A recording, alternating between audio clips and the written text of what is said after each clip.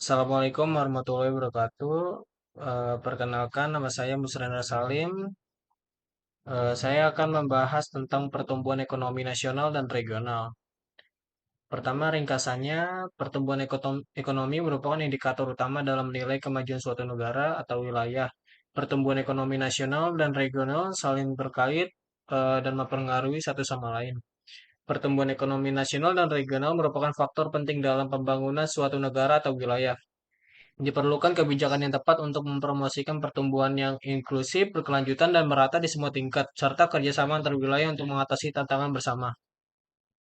Fenomenanya, pertumbuhan ekonomi Indonesia sebesar 5,02% di tahun 2019 lebih rendah dari target pertumbuhan ekonomi yang ditetapkan pemerintah sebesar 5,2%.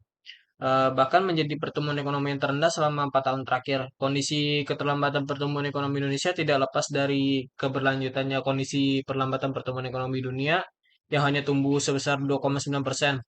Faktor-faktor yang mempengaruhinya tuh seperti perseteruan dagang antara Amerika Serikat dan Tiongkok, peristiwa keluarnya Inggris dari Uni Eropa atau Brexit, dan beberapa kejadian dari beberapa negara Hong Kong, Iran, dan Irak yang mempengaruhi stabilitas ekonomi nasional.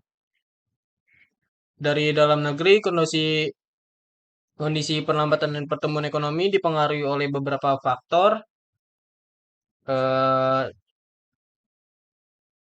dari sisi penggunaan kinerja ekspor impor Indonesia mengalami penurunan dibandingkan dengan tahun sebelumnya. Meskipun demikian, perekonomian Indonesia masih diperkuat dengan stabilnya permintaan domestik dengan didukung oleh inflasi yang terjaga. Selain itu, momentum pemilu 2019 turut membantu perekonomian. Berikut faktor-faktor yang mempengaruhi pertumbuhan ekonomi regional. Yang pertama ada spesialisasi ekonomi. Setiap wilayah memiliki keunggulan yang kooperatif tertentu yang dimanfaatkan dengan baik dapat mempercepat pertumbuhan ekonomi regional. Yang kedua ada investasi lokal, investasi dalam pengembangan sumber daya manusia, infrastruktur, dan industri lokal dapat meningkatkan daya saing wilayah.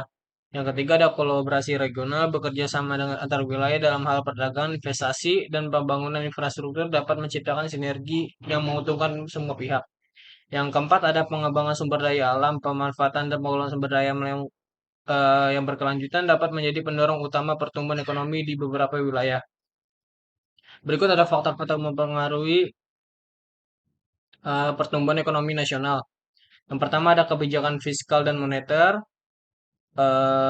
kebijakan pemerintah dalam pengeluaran pajak dan suku bunga mempengaruhi tingkat investasi dan konsumsi dalam suatu negara. Yang kedua ada infrastruktur, yang ketiga ada inovasi dan teknologi, lalu yang keempat ada kestabilan politik dan keamanan.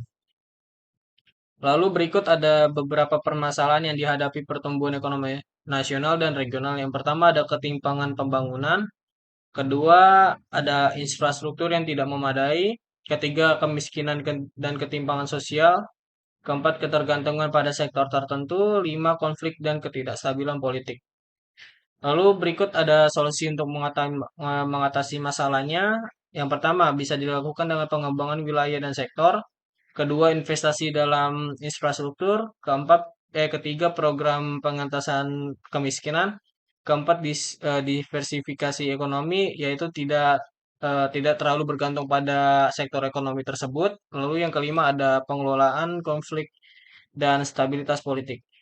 Lalu kesimpulan yang bisa saya dapatkan adalah pertumbuhan ekonomi nasional dan regional merupakan faktor penting dalam pembangunan suatu negara atau wilayah.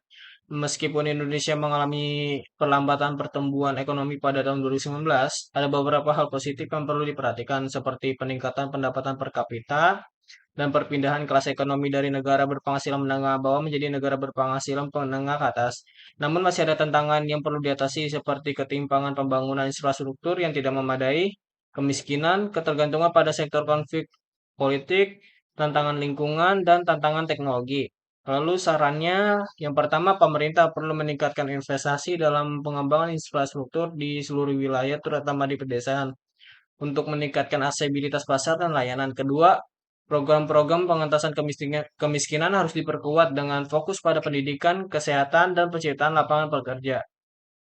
Lalu di ketiga, Ada diversifikasi ekonomi harus didorong dengan mendorong inovasi dan pengembangan industri baru untuk mengurangi ketergantungan pada sektor tertentu. Lalu keempat ada stabilitas politik dan keamanan harus dijaga agar menciptakan lingkungan yang kondusif bagi investasi dan pertumbuhan ekonomi jangka panjang.